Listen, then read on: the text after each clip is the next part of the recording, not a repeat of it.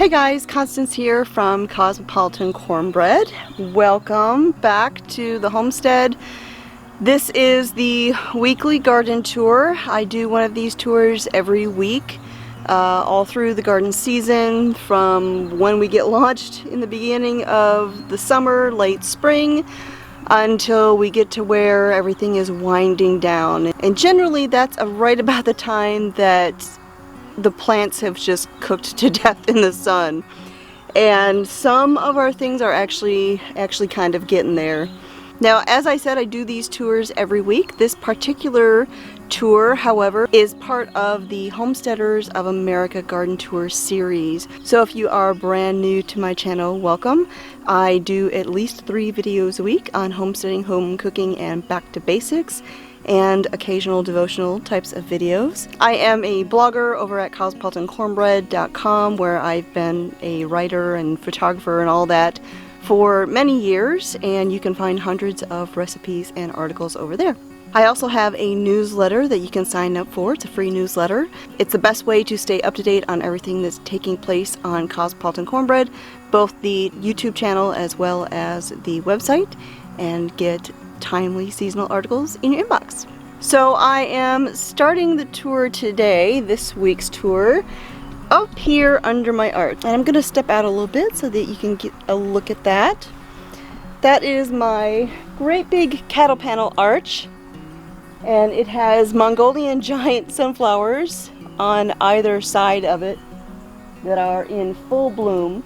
Actually, I think all of my Mongolian giant sunflowers have now bloomed, and my earliest one up there is starting to wind down.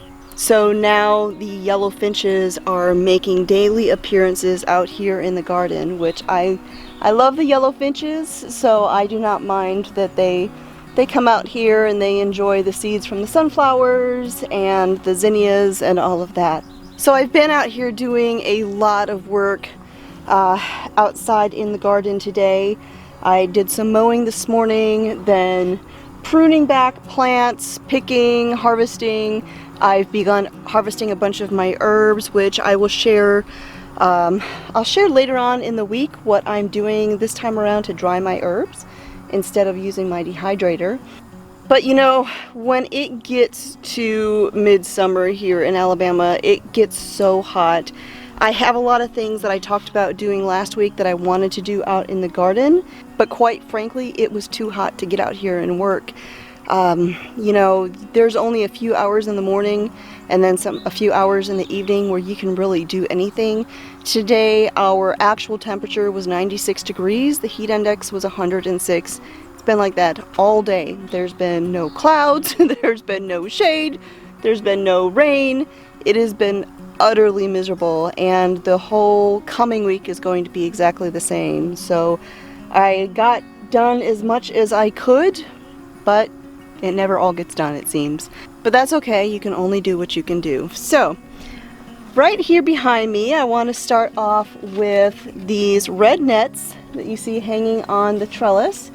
These are my Kajari melons, and this is my first year growing these, and I'm so tickled because I have got Kajari melons all over the place. There are tons of little baby ones, and there's some that have some size to them, and I'm using these produce nets to support them since they are up on the trellis, because I don't want the stems to snap under the weight. And so yeah, I'm looking forward to giving these a try before too long. Well, when they're ripe anyways. On the other side of the trellis, that is Luffa Gourd, which I did grow last year as well, and I ended up with gobs and gobs of loofahs. Unfortunately, we ended up with an early frost, and most of them sadly were wasted, but I was able to save and use a few of them. I had planned on sharing a video on how to harvest and use your Luffa Gourds. Unfortunately, things happened, and all of the footage that I had from doing that was accidentally deleted. So those of you who've been around and were waiting for that video, that's why it never happened. So hopefully with all of these lush vines that are all over this trellis here, hopefully we'll get some more Luffa Gourds this year and we can do a redo. Hey Nebsy! Hey Nebsy! How you doing, buddy?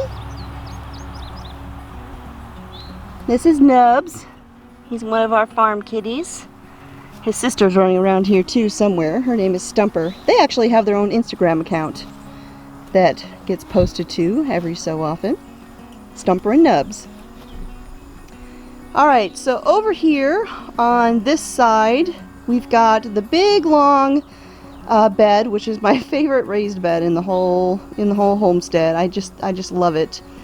And that is where the trellis comes down and is planted, where the Luffa Gourds are coming up. And I have a mixture of all sorts of flowers and herbs and tomatoes and all of that. I had a little bit of an issue with my garden sage. It was thick, it was beautiful, it was planted last year, and in the last couple weeks it has suddenly just shriveled up and died. I don't know what did it. I couldn't find anything wrong with it. It was just gone. Oh, and there's Stumper right over there. So as you can see, I do have a lot of flowers, and I've got a lot of zinnias. I absolutely love zinnias. They are one of my favorite flowers because they come in so many different colors, and you'll have to pardon all the grass all over everything. As I said, we were mowing this morning. I've also got some Seashell Cosmos up here. These are a fun one, and this is the first time I've grown them. My tomatoes that are on the trellis here are still doing pretty good. There was one plant that I had to pull out this year because it ended up with a virus that is contracted from thrips or thripes, however you say the name of that impossible little pest. But so far the rest of them seem to be doing good. Anytime I see any issues, I come out here and I do prune them off. I am getting some curling right now from just the intense heat that we've been having, and I need to come out here again and do some more pruning. But as I said earlier, the heat has just been insane, and there's really only so much you can get done when it's that hot. This bed over here is a raised bed. It's one of the first ones that I built. It's the last year we'll be using it because this one and its sister over next to it were just made out of plain wood, and they're utterly disintegrating. So once these two beds are finished up, I'm going to rip these out, and I'm going to replace them with one long bed going in that direction. One of the issues that we've had is that I had built these raised beds, and we never had any intention of putting a fence around the garden, but so I put them, well, the one over there, really close to the sidewalk, and it's kind of close over here on this side as well, so there's not a lot of room to get around it. So that will definitely help by reconfiguring these into one. I can give myself some more space to actually get around there and to like mow and weed eat and all of that. Up here again I have another Mongolian giant sunflower, and I've got a lemon queen over there that I planted in that bed. These in here are the Ashley cucumbers. I've got a couple here that are about ready to pick. And then over on this side, these are the national cucumbers. So two different varieties. That's what I usually tend to do. I do the arch with the cucumbers, and I put a different one on each side. That way we have a little bit of variation. Alright, so this is one of the new beds that I put in this year. This was my 5-minute raised bed, and this entire bed is pretty much all peppers, with the exception of some of those little trumpet type of petunias down in there. It's pretty much impossible for me to put in a bed of things that you grow to eat and not include some flowers in there. But I've got all different kinds of peppers, and while they're a little droopy at the moment because, again, ridiculous heat today, they're all doing really great. I've got bell peppers, cubanelle peppers, pepperoncini, I've got sweet Myra peppers, sweet Lesia peppers, jalapenos, I've got some of my favorite little Chinese 5 colors down here. They're a lot of fun. And Nebsy is following me around the garden. Hi, baby.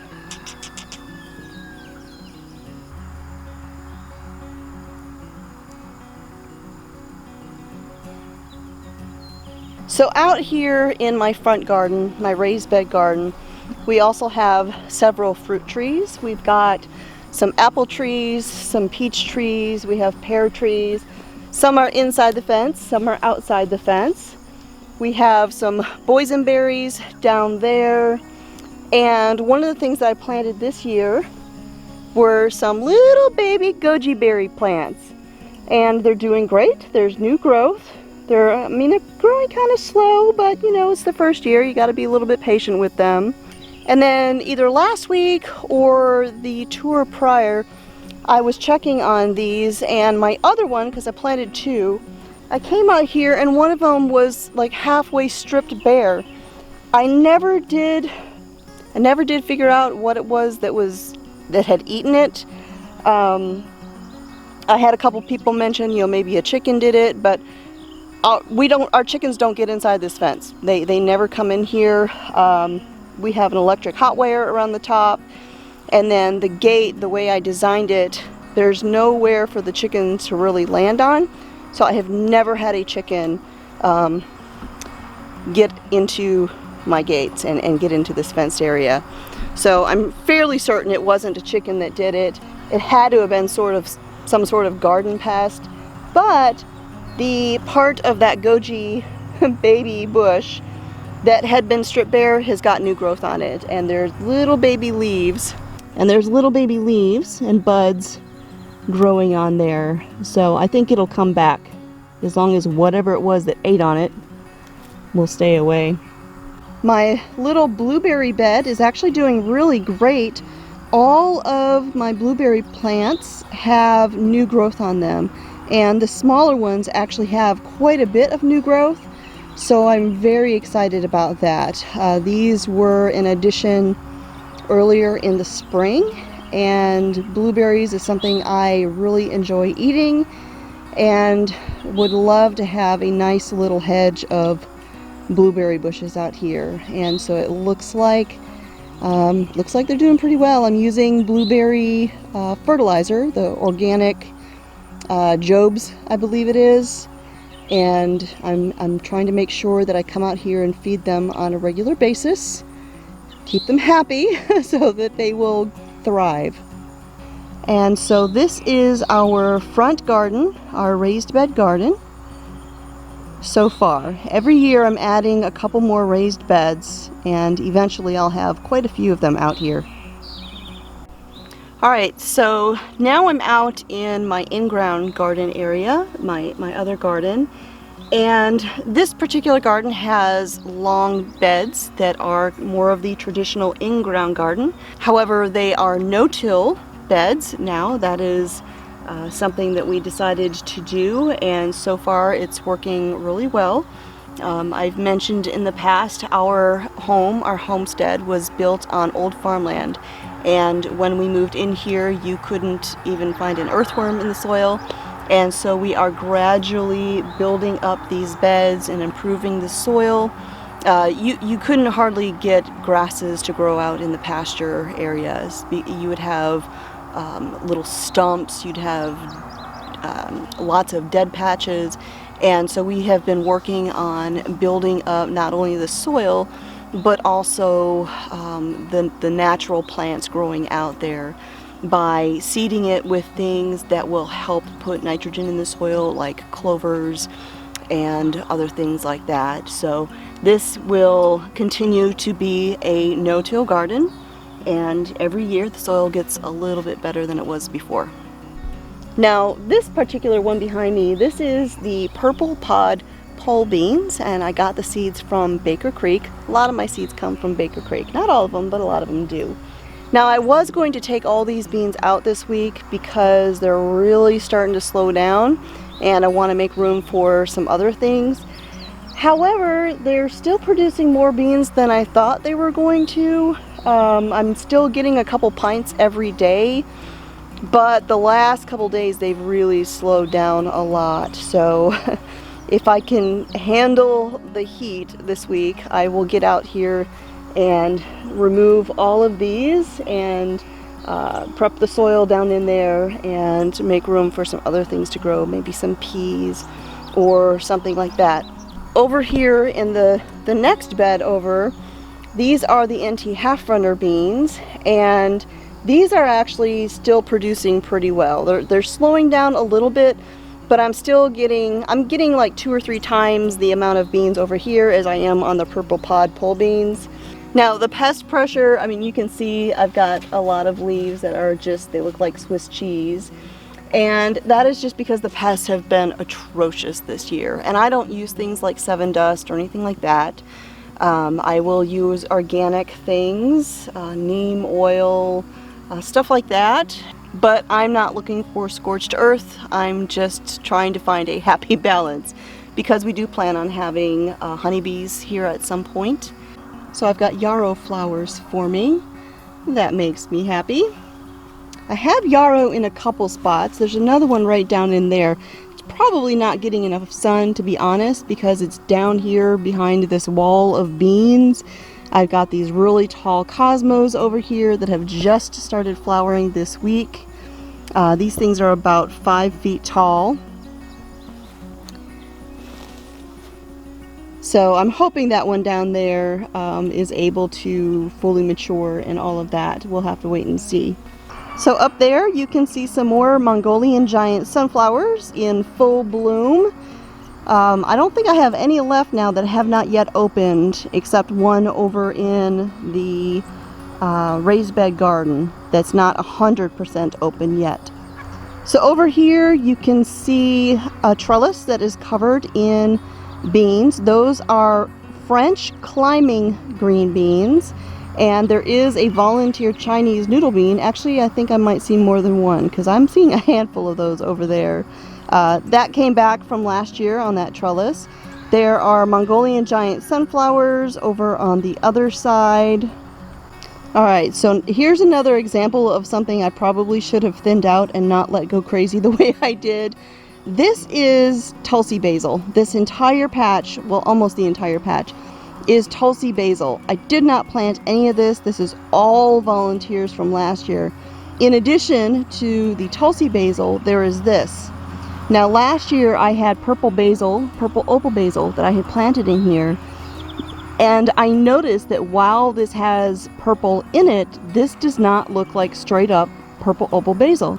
I think this is a hybrid of the purple basil and the Tulsi basil, the holy basil, because it actually kind of smells like it a little bit. Not purely, because you still have that classic basil fragrance, but it has the sweetness of the Tulsi basil. Alright, over here this is an okra patch that I put in. They are the Alabama Red Okra, and unfortunately I don't think they're spineless, because I've noticed when I pick them I end up with tiny little splinter things in my fingers that are almost like fiberglass. Yeah, not a pleasant experience, so I definitely have to use gloves when I am harvesting these.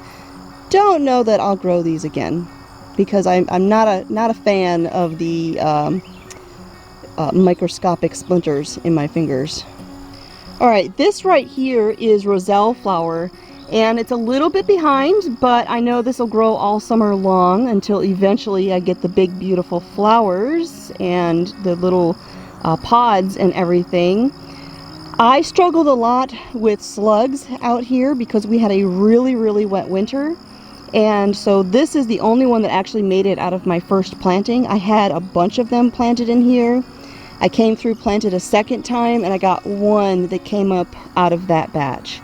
And I mean, I planted a lot of seeds. So sometimes you just gotta do what you can do. Here is my chamomile, which I need to come out here and harvest again. When you harvest chamomile, you're just basically taking the heads off. And they're used to make tea. You just let them dry. You can put them in a drying rack, or if you just have a handful, put them out on a paper towel or something like that. let them dry, and then if you are using these to make tea, you would use a tablespoon of the dried chamomile for a cup of chamomile tea. You can use fresh, but you're going to use about 1/4 of a cup of the fresh chamomile flowers to make a cup of tea.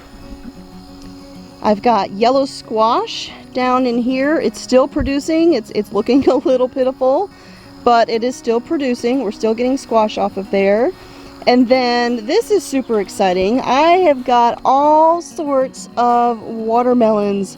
This is the biggest one so far, but there are several of them all through there. And I planted them right here next to these sunflowers so that they could kind of wind their way through there. And I left a bunch of room over there so that they could spread on out, which they are. But I'm really excited because watermelon, I love watermelon. And I'm really excited about it because I love watermelon. And there's a lot of fruits and vegetables, fruits in particular, that when I try to eat them raw, it causes issues for me. Watermelon does not. I can eat watermelon all day long, so I'm really excited to have watermelon that I grew myself again this year. This particular kind is Jubilee watermelon, and they can get pretty big. So I mentioned the pest pressure, and I mentioned how I really don't like using terrible pesticide kind of things in my garden. And you know, bees aren't the only reason I don't like using them. While yes, there's things like army worms and tomato hornworms and stuff like that that are just a plague on your garden, sometimes you have some that you just can't bring yourself to do anything about. I planted parsley and dill out here in the garden this year, and I knew this was probably going to happen, but I did it anyways. It was doing fantastic. I was just about to begin harvesting it when somebody else beat me to it. These are caterpillars of swallowtail butterflies, and there is a ton of them on the plants right here. But I am not going to pluck them off and throw them in a jar of water or feed them to my chickens, because parsley and dill are the only things these caterpillars really eat. And so I don't have to worry about them moving on to my beans or anything like that, because they never have, quite frankly. Swallowtails are beautiful butterflies. They are excellent pollinators. And they only lay their eggs for their caterpillars in dill and parsley. So if you do want to grow dill and parsley, just be aware this might happen.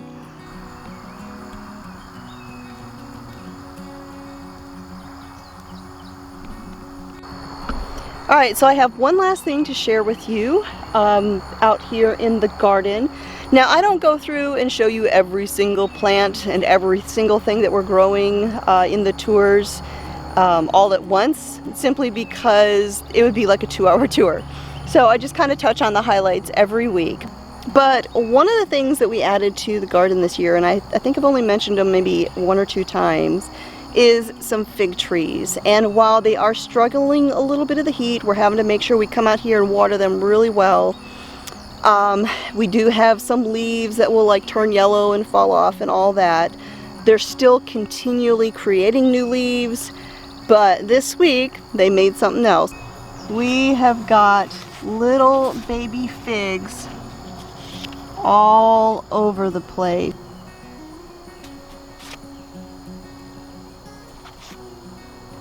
So that is it for this week. Thanks for joining me here again for the weekly garden tour and walking through the gardens and seeing some of the things that are taking place out here. Again, I do these tours every single week. I think I missed 1 week this year though because I was traveling.